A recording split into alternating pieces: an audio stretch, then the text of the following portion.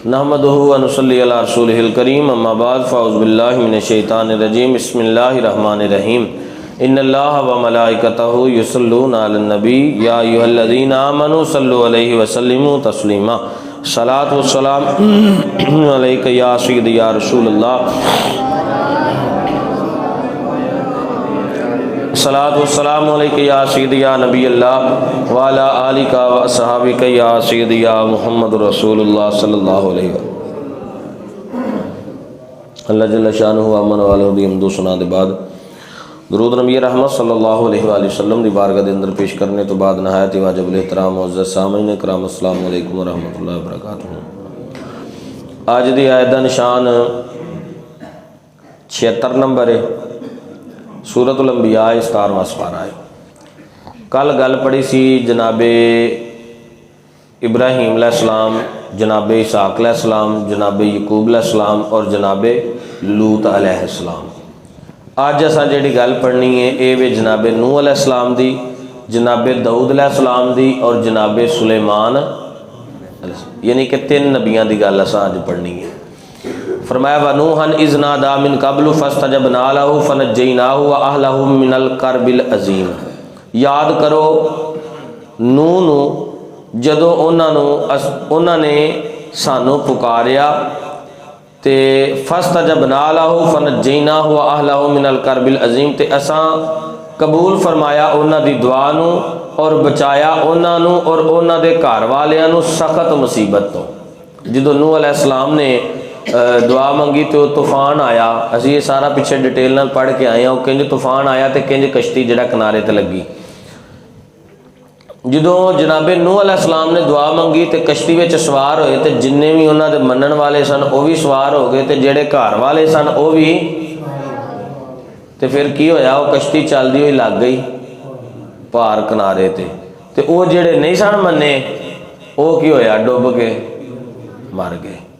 अल्लाह अकबर के 40 दिन तक ते उच्चे उच्चे पहाड़ों दी बुलंदियां ते चोटियां जिथे छुप जान किन्ना कोठे पानी आया होगा। अल्लाह अकबर कबीरा। और फिर पहाड़ भी ये नहीं कि 100-200 फुट, हज़ारां फुटां दे हिसाब नाल उच्चे पहाड़ हैं।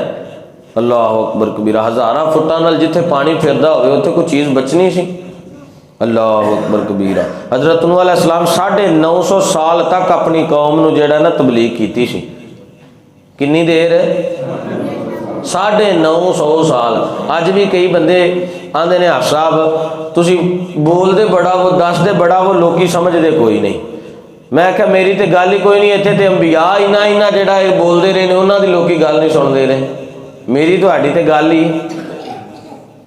फरमाया 950 साल कुफर शिरक के मुतलक बात करते रहे, गुनाहां तो बचाते रहे, इन्हों किनारा कश होने की दावत देंदे रहे। इन्ने तवील अरसे के अंदर इन्होंने जनाबे मोहतरम जनाबे नूह अलैहिस्सलाम ते जुल्म किया, इन्हों परेशान किया, अल्लाह के नबी के नाल बेवफाई की। आखिरकार फिर अल्लाह ताला की जात ने फरमाया कि ये सितमशार कौम जिहड़ी है ना इन्हों गरक ही हुण करना पैना है। तो जनाबे नूह अलैहिस्सलाम दुआ मंगी, अल्लाह ने उन्होंने उन्होंने घर वाले और उन्होंने जिक्र वाले जेडे उन्होंने नाल चलते सन उन्होंने बचा लिया, तो जेडे उन्होंने ना फरमान सन वो सारे तबाहो बर्बाद हो गरक हो के रह गए। यदा मतलब है जो कोई चंगी सलाह दे तो उन्होंने मान लेना चाहिए। ये ना हो कि जो काम सारा लंघ जाए तो फिर बंदे नूं याद आवे नहीं वो जिहड़ा मशवरा सी ना वो चंगा सी। वनसरनाहु मिनल कौमिल लज़ीना कज़्ज़बू बिआयातिना इन्नहुम कानू कौम सऊइन फ़अग़रक़नाहुम अजमाइन। और असां उन्हां दी हमायत की उस कौम के मुकाबले के अंदर जिन्हां ने साड़ियां ऐतां नूं जुटलाया।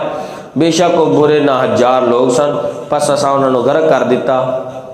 फ़अग़रक़नाहुम अजमाइन, सारियां नूं गरक कर दिता। अगे गल आ गई जनाबे दाऊद अलैहिस्सलाम दी।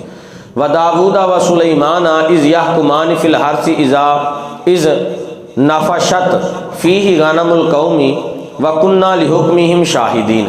फरमाया याद करो दाऊद और सुलैमान अलैहिस्सलाम। क्यों याद करना है?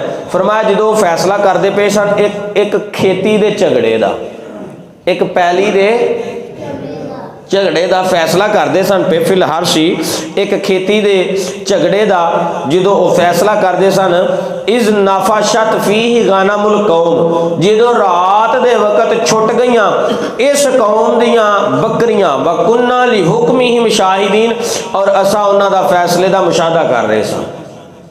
ये किहड़ी गल हो रही है कि जनाबे दाऊद अलैहिस्सलाम दा ज़माना गुजरदा सी पिया ते वाकया इस तरह बनया कि दोनों बाप और बेटा जलीलुल कदर नबी ने। जनाबे दाऊद अलैहिस्सलाम भी नबी सन ते जनाबे सुलेमान पैगंबर अलैहिस्सलाम भी। तुसी जनाबे सुलेमान पैगंबर का अक्सर वाकयात और जिक्र सुनते हो। जनाबे दाऊद अलैहिस्सलाम जलीलुल कदर नबी सन। उस वक्त जनाबे सुलेमान पैगंबर की बचपनी उम्र सी। वाकया इस तरह बनया कि रात नूं ना एक बंदा सी चरवाहा बकरियां चारदा सी। वो सुता सी ते सुतियां पिया ओहदियां किते बकरियां जिहड़ा ना खुल के ते बंदे दी फसल विच वड़ गईयां। वो जिहड़ी भी फसल सी वल्लाहु आलम, वो फसल उन्होंने जो खा लई ना ते हुण वो फैसला पहुंचा जनाबे दाऊद अलैहिस्सलाम दी बारगाह दे अंदर।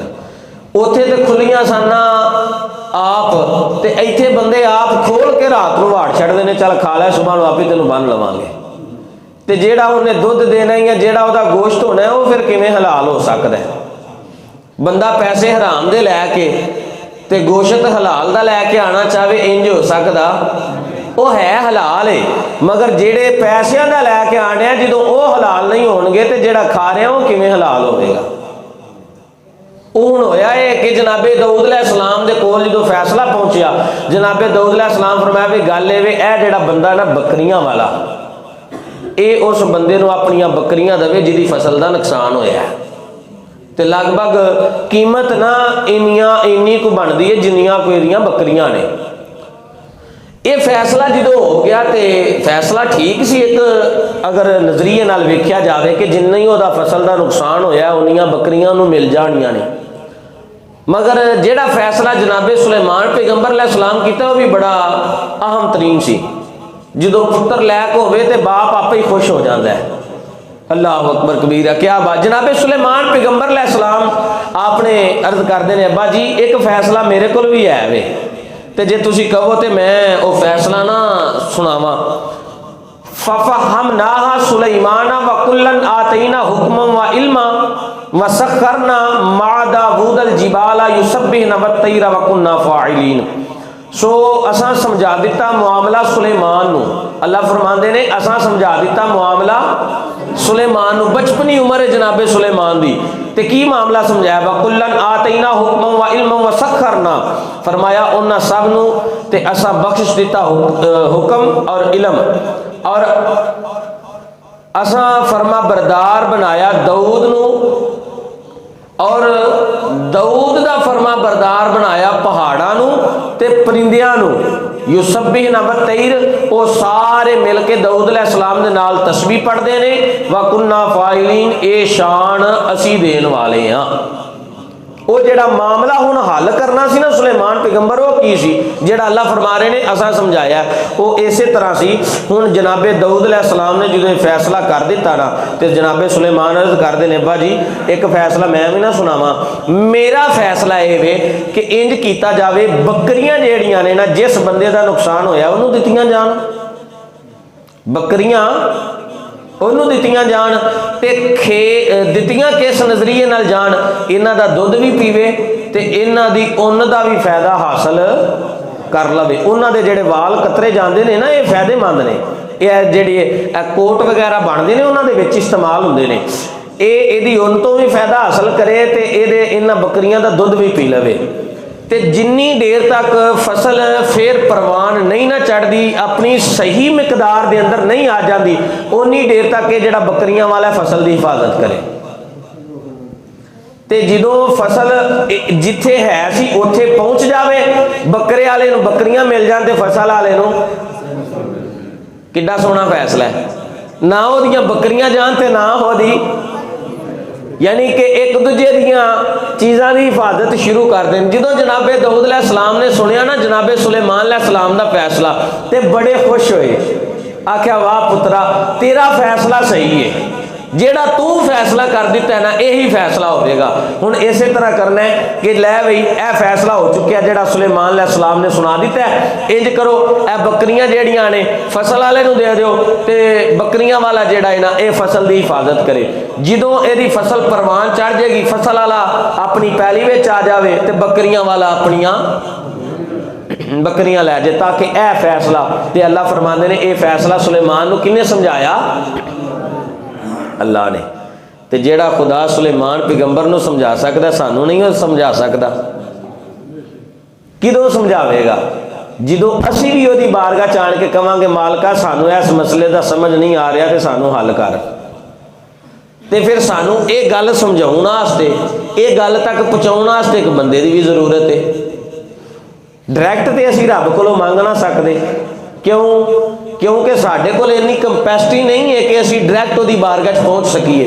फिर असीं जावांगे किसी बजुर्ग की बारगाह च, वो सानू पहुँचावेगा हजूर की बारगाह च, ते फिर हजूर की बारगाह च असीं पहुँचांगे खुदा की बारगाह विच।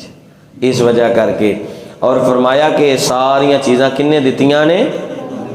और जनाबे दाऊद अलैहिस्सलाम जी तो जिक्र करते सन ना बाहर पहाड़ों च जाके, ते जेड़े पहाड़ सन ना फरमाया मा दाऊद अल जिबाला युसब्बिहना ये 32 पहाड़ ते जेड़े परिंदे सन ना वो भी आन के ते जनाबे सुलेमान ना तस्बीह पढ़ते होंदे सन। यानी कि इन्ने कुछ जलीलुल कदर नबी सन। व अल्लमनाहु सन आता लबूसिल्लकुम लितुहसिनकुम मिन बासिकुम फाल अंतुम शाकिरून। फरमाया असां सिखा दिता इन्हां नूं जिर्रा बनाउण दा हुनर तुहाडे फायदे लई, ताकि तुसी जिर्रा बचाए तुहानूं तुहाडी ज़द तो, ते क्या तुसी इस एहसान का शुक्रिया अदा नहीं करते? अज का साइंसदान बड़ा बड़ा जनाब कुछ आला बना रहा है, किसी तोप बनाई, किसी गोला बनाया, किसी ग्रनेट बनाया, किसी कुछ बनाया, किसी कुछ बनाया, मगर बचन का आला कोई भी बना सकिया? वो सारे मरन के आले ने। तो अल्लाह फरमाते ने असा जो हुनर जनाबे दाऊद नूं दिता ना, इस तरह लोहा होना करना, तो लोहे नूं इंज फड़ के ना तो हत्थां दे नाल इंज मरोड़ना करना, ना भट्ठी च तान की लोड़ पैनी, ना थोड़े दियां सट्टां मारन की लोड़ पैनी। ए लोहा फड़ना तो इनू इंज मरोड़ देना, जे इनू दिल करना उंज नूं मरोड़ना करना, तो लोहे ने उंज ही नरम हो जाना। यह खासा सी हज़रत दाऊद अलैहिस्सलाम दा, ते अल्लाह ने इनायत किया। तो फरमाया किस वास्ते? अपने आप नूं बचाने वास्ते। इसका मतलब है जे बचना होवे ना तो फिर नबियां दी बारगाह च बहना पैना, ते जे असा नहीं बचना तो फिर जिथे मर्जी जलील होइए, फिर ये कोई भी मसला। तो इस वजह करके ये अल्लाह ने अंबिया का जिक्र किया है। इदों गांह की गल इंशाअल्लाह सुबह पढ़ांगे। यानी कि ये 3 अंबिया ऐसे ने जिन्हां ने अल्लाह ने कुरान में जिन्हां दे जिक्र नूं बयान फरमाया है। और अल्लाह के जितने भी अंबिया ने सारे हक ते सारिया किताबां भी हक ते, असी किसी एक दे भी इनकारी नहीं है। दुआ है कि मालक सुना अमल और समझ दी तौफीक अता फरमाए।